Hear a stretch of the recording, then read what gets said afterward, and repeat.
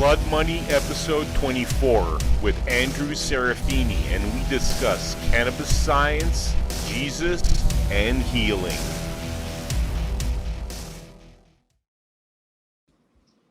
All right, you're on the next episode of Blood Money episode 24 with Andrew Serafini, and we're going to discuss cannabis science, Jesus, and healing. How you doing, Andrew?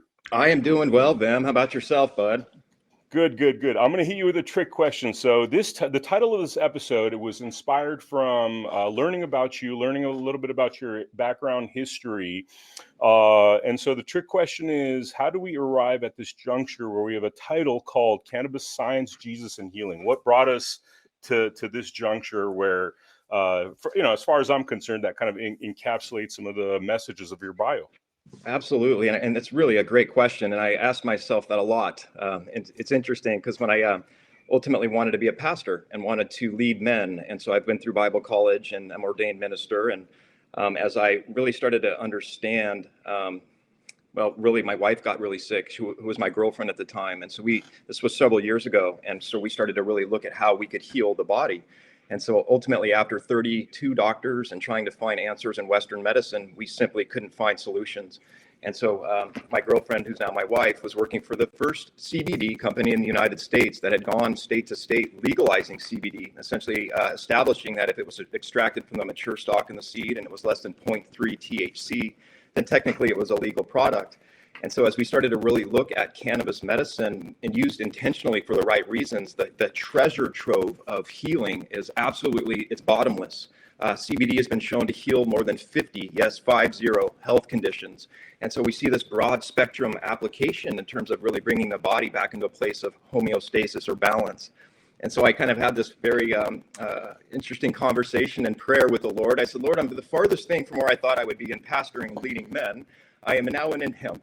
And the answer came back very clearly is when I was the Son of Man and I was on the planet Earth, I had compassion on the people and healed the sick. And so our job has been to ethically and responsibly advance this work and share the truth, share what's been propagandized around cannabis, just like we're seeing in COVID-19 and all this other garbage that we're all being sort of exposed to right now. The same stuff has happened around nutrition. The same stuff has happened around cannabis medicine.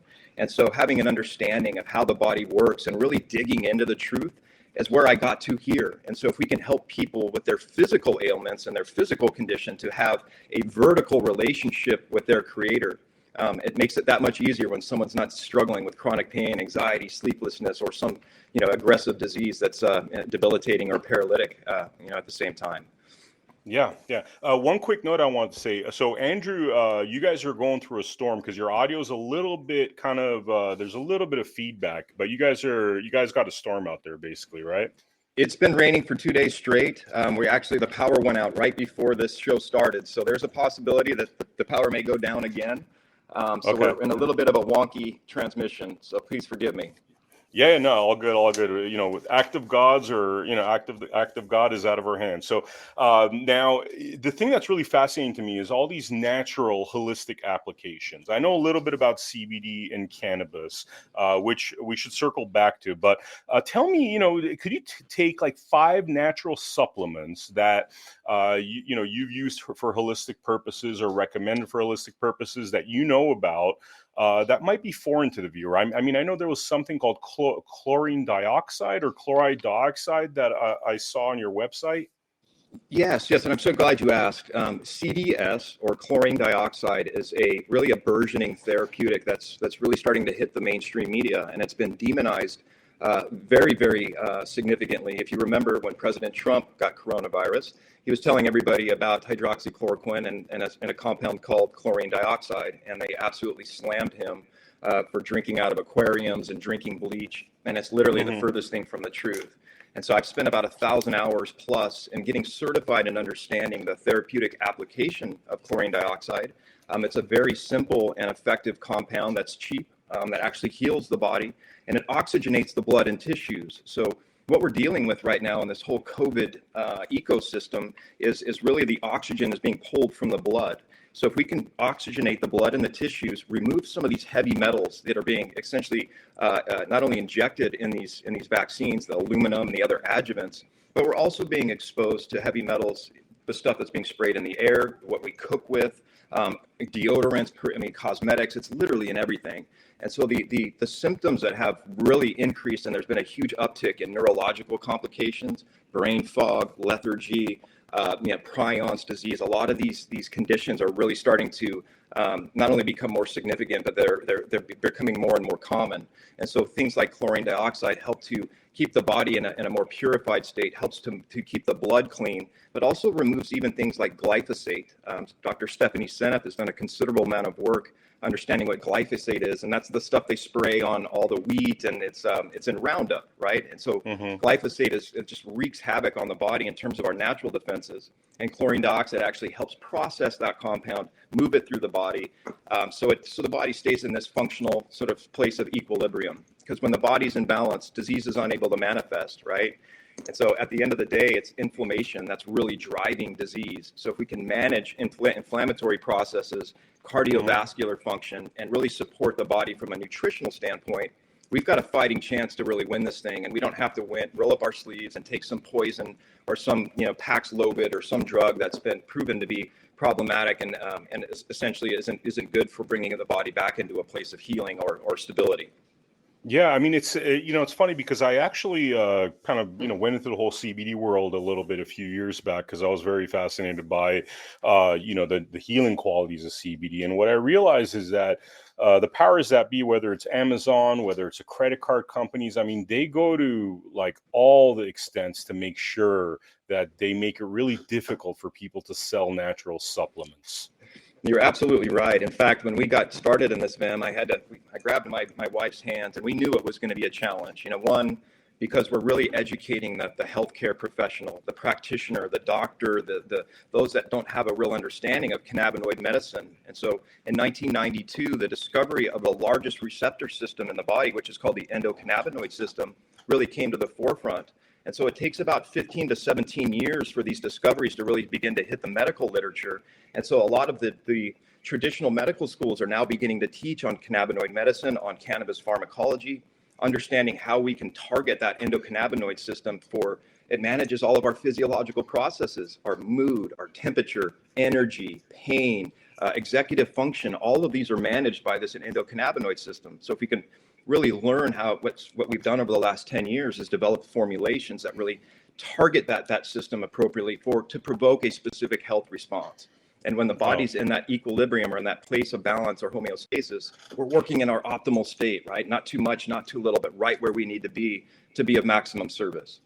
I mean, what do you tell to people? Because I brought up topics like cannabis and CBD to some priests, reverends, that sort of thing. I mean, and gotten negative responses. What do you tell the people that are kind of a little bit more old school? I mean, you're combining the idea of church, Jesus, with cannabis science. Sounds pretty groundbreaking. But what do you say to some of these like old-minded folks that still see cannabis as I guess like equivalent of heroin or whatever classification the government used to give it? And that's a great question too, Vam. And that's really been our driving force, is to educate and empower. So the Bible's very clear that my people are destroyed for lack of knowledge. So one thing we really have to do is be open-minded to what's going on in the world right now. I think we've all gotten a dose of what we've been essentially conditioned to for the longest time with what's happening with COVID.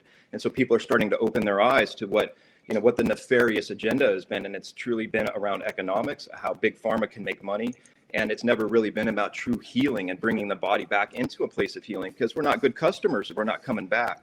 So ultimately, what I'm hoping and what we're conveying to the churches is there's more than 27,000 studies proving the efficacy of cannabis medicine. We also are looking at specific cannabinoids and terpenes that have also a very strong health response. So as we really bring valid information and show what really happened in the 20s and 30s when Rockefeller really jailed natural medicine, formulators, people that were teaching natural medicine in colleges, they essentially, rolled out pharmaceutical or petroleum-based medicines that were patentable, that were controllable, and essentially they don't ever treat root cause. They just mask symptoms. So it's the perfect business model, right? I can control the patent work, I can control the flow of business, and my customers will continue to come back because they're never ever going to get healthy. They're never going to get better. They may manage the symptoms, but it's only a matter of time before that root cause issue starts to poke its head up again. Yeah, yeah. And you know what's interesting is, I heard there was a cannabis pharmaceutical drug. That was the only time in history that somebody would actually overdose off of cannabis, was when they made it into a pill form, and apparently somebody overdosed off of that. But when you take it in its natural form, that doesn't seem to be the case. I don't think there's ever been a overdose recorded in history from taking cannabis on its That's natural correct. level. That's absolutely correct. And there never will be a death, because the receptors that exist for cannabinoids don't exist in the brainstem. So the probability of having a cardiorespiratory event simply doesn't exist. However, what you're talking about is the synthetic variations. They're making these things in a laboratory. So they're mimicking what the natural cannabinoids look like in a laboratory, and then synthesizing them and blending them into natural therapeutics to actually bring the cost of things down. And so drugs like spice that have provoked a tremendous amount of health issues and some deaths. But as far as the natural botanical of cannabis, it will never cause a death, because the receptors don't exist in the brainstem. So when we look at safety and we look at even the addiction potential, cannabis is the lowest out of all of them, out of alcohol, out of nicotine, out of even the recreational drugs. They say about 9% of people will have a psychological dependency to cannabis. It's literally the lowest on a number of levels in terms of addiction potential, and CBD has zero addiction potential. It's actually our bodies are designed to have an interaction with cannabinoids. So when we really look at the medicinal aspects of putting these things together in specific ratios, specific terpenes to really drive a health response, dude, the sky's the limit. And we've really seen the activity of this and having an advantage of having our products prescribed as a medicine in Brazil. For neurological conditions. We work with the top brain institute there. So we've really been able to see over the last 8 years how these products work for an array of different health conditions. Now, terpenes wise, could you tell us a little bit about terpenes for people that don't know what terpenes are exactly? Yeah, terpenes are a compound in the botanical, in the hemp plant, that give it its flavor, give it its odor. There's flavonoids that have flavor, but the terpenes really give it its odor. And there's terpenes like myrcene and limonene and beta-caryophyllene. These terpenes all have specific health benefits. Like limonene is really good for cognitive function. Beta-caryophyllene is found in black pepper. It's found in hops, and it has an array of health benefits. So when we put these compounds together with specific types of cannabinoid elements, we can really have a targeted response on what we're looking for as far as a health goal, depending on the person's physiology, on their age, and of course what their condition is. And so it really gives us some tools that we can combine different compounds to really drive the health response that we're looking for. Could you give us some examples of people that you were, don't necessarily have to give any names or anything, but people that had certain ailments and what they used and how they improved? Yeah, I mean, so really CBD got its notoriety for treating intractable seizures. Lennox-Gastaut and Dravet syndrome are both intractable seizure syndromes that Western medicine doesn't have an answer for. And so CBD really came to the forefront, and they've actually approved a drug called Epidiolex. That's Big Pharma's, first answer to a naturally CBD developed product that's been through pharmaceutical, clinical stage 3 clinical trials.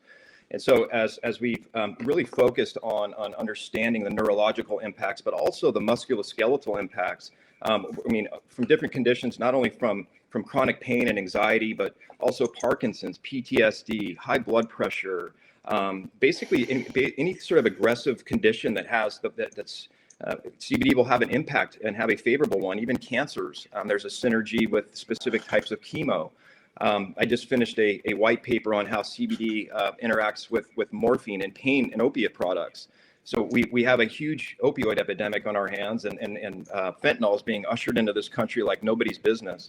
So we've seen a huge category of people that are trying to get off of these opiates, and we found that in combining cannabinoid medicine, even with opiates, there's a potentiating effect. So we can reduce the amount of narcotic immediately and start to titrate up the cannabinoid, and usually within 4 to 6 weeks, we can have people completely off the opiates and just managing their pain with natural therapeutics that are actually bringing the body to a place of vitality rather than being constipated and full of side effects from opiate-based, medicines. Wow, that's amazing. And you guys have been successful in getting people off of opiates using CBD as a transitional supplement. Absolutely. And in fact, there's more than 33 states now that have either recreational or medical cannabis programs. In those states, we're seeing a marked decline in overdoses, upwards of 25 to 30%. So people that Wow. actually are, whether they get past the hesitancy and try cannabis for the first time or whatever their situation is, we're seeing a significant drop in overdoses because people are getting, our bodies are designed to have these cannabinoids. And as they have that interaction, their pain comes down, their inflammation comes down. And CBD and cannabinoids are referred to as an epigenetic. So it actually expresses health genes while reducing the inflammatory processes that keeps our Wow. body in that place of balance. It's Wow. fascinating. You went to school for all this. I did. I've studied it considerably. So, over the last 10 years, I went through the Robert Larner College of Medicine at the University of Vermont. I've been through several institutions looking at cannabis pharmacology, cannabis medicine, polypharmacy, how these compounds work with pharmaceuticals and chemo. And it's really been an honor to, one, stand for something that seems to be so demonized and people don't understand it. But really to have a mission of bringing forward truthful and integrity-driven information that as people come to the end of their rope and they don't have solutions, and unfortunately, cannabis traditionally seems to be the last line of defense when it should really be the first. And so as we educate and we show people that the body can heal, we don't have to be on 15 medicines or even any medicines to heal the body. It really gives the end user an advantage in understanding, wow, at the end of the day, cannabis is just food. And so we're giving the body the essential nutrients it needs to have the environment to actually heal the body. Yeah. I mean, for the viewer, as you notice what's been happening this last couple of years, they just want to inject you with their pharmaceuticals. They want to give you their poison, whatever that poison may be.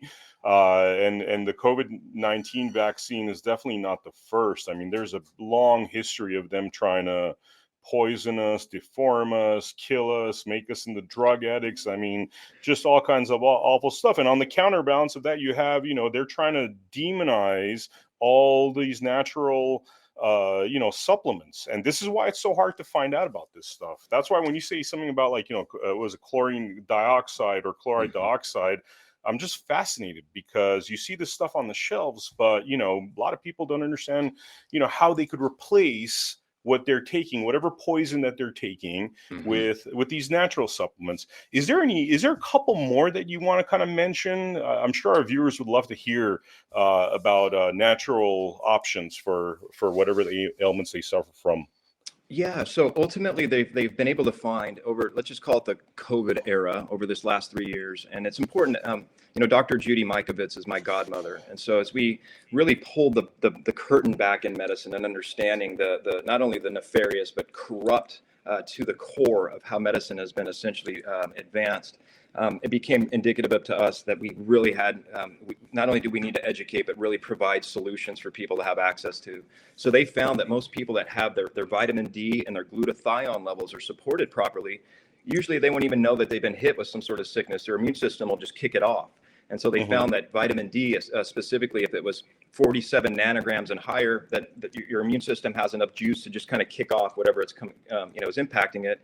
And glutathione is our natural defense center. And so we see a lot of people that are having issues with long-term illness. Their hair is falling out, skin issues, nail issues, whether they've been jabbed or they've been shed upon.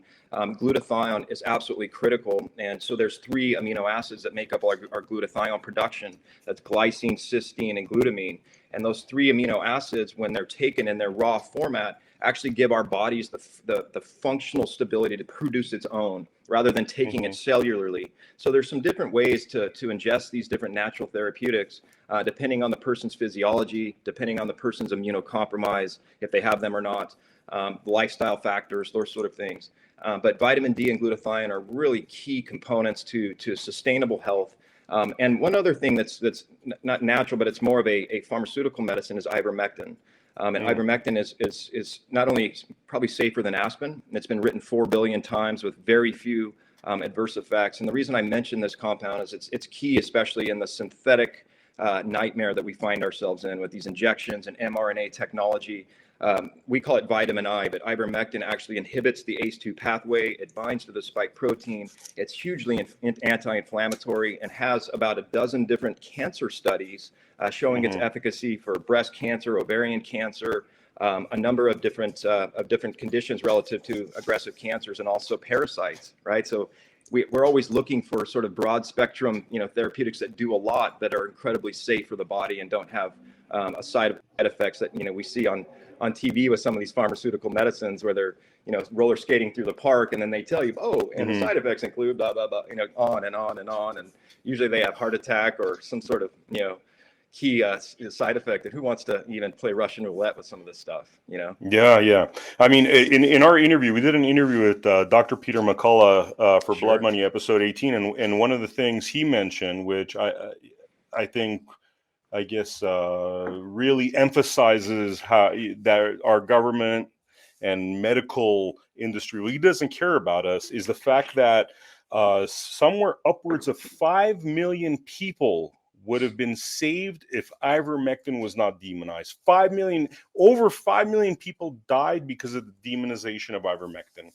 I believe that. I probably think that number is fairly, it might even be low. When we saw the death ticker, and they were constantly, expanding that thing and trying to drive fear, and then of course inhibiting the ability to get to certain things. They've made this so challenging that even with like Dr. Judy, we had to buy $20,000 worth of her books just to get them out to events and get them out because they were censoring them so badly. So when it comes to truth, there are many enemies to getting the truth out, and the opposition the other direction is in full force right now. And I love the name of your show is Blood Money, because it says in the Bible, it's the love of money, right, is the root of all evil. It's not money, but it's the love of money, right? And so we're really seeing that sort of manifest right now. It's been going on forever, but it's really become clear right now who's getting greased and who isn't, and who's willing to stand for truth at all costs for humanity. That's really at the end of the day here. It's God's greatest creation in humanity. And if we don't celebrate that and protect each other, we're going to get what's coming. Yeah. Oh, yeah. And we're getting it right now. I mean, this is the fact that we're talking about that over 5 million plus people died for no reason because of the greed of pharmaceuticals, the greed of government, their lies. I mean, it's just absolutely disgusting and evil. And that's why I think it's important to talk about topics like this. Let's talk about your background, your journey to finding Jesus. You want to talk a little bit about how you arrived where you are today? Yeah, and it's my love for the Lord is really because of what He saved me from. My mom passed away in 2012. She was over medicated by her doctor, and so the doctor had written her 9 months of Coumadin prescriptions without ever taking a blood test. And you're supposed to take an INR blood test every month. So by the 9th month, she had no hemoglobin left. She was essentially bled to death. And so that was sort of my first experience in seeing really what was kind of the Western medicine, some of the debacles that happened. And then, of course, meeting Dr. Judy, a couple of years later, it was really having my mind blown on what was going on in public health and in medicine and in science. But in that, when my mom passed away, she was the one that taught me how to serve Christ, how to serve an audience of one. And when she passed away the way she did, it really fractured my faith. And I ran the other direction. I didn't know how to reconcile my mom being essentially, killed by her doctor or medical negligence, and all the promises and all the things that she had told me about, and the promises to come that obviously didn't come to pass, right? Because she was no longer here. And so I spent almost 2 years really living to die. I was trying to expire, right? Whatever, I was using drugs, and I was, heavily addicted to pain medicines. I was dealing with a genetic health issue. And so it really became a perfect storm for me to check out.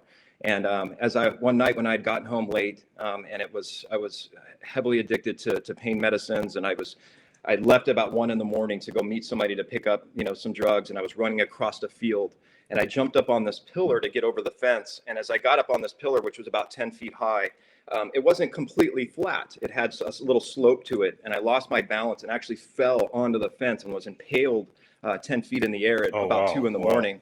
And so as you can imagine, being hanging at a 90-degree angle, I was trying to pull myself up to somehow get the barbed, fence out of my legs. I mean, it was literally impaled in my calves and in my hamstrings. And I tried with all my might to kind of pull with my core strength. And I literally felt something lift me off. It was the only thing I can attribute it to as an angel or the Holy Spirit or something lifted me off of that fence. Wow. And I fell to the ground. And as I fell, somebody heard me screaming and stopped, driving by and called an ambulance. And it was at that point, at that juncture, I lost my phone. I lost all my money. I lost all my contacts to the outside world. And that was God's way of saying, you're done. You're absolutely done with this. And it was in that healing process that I gave my life back to Christ. And I said, Lord, I'll do anything.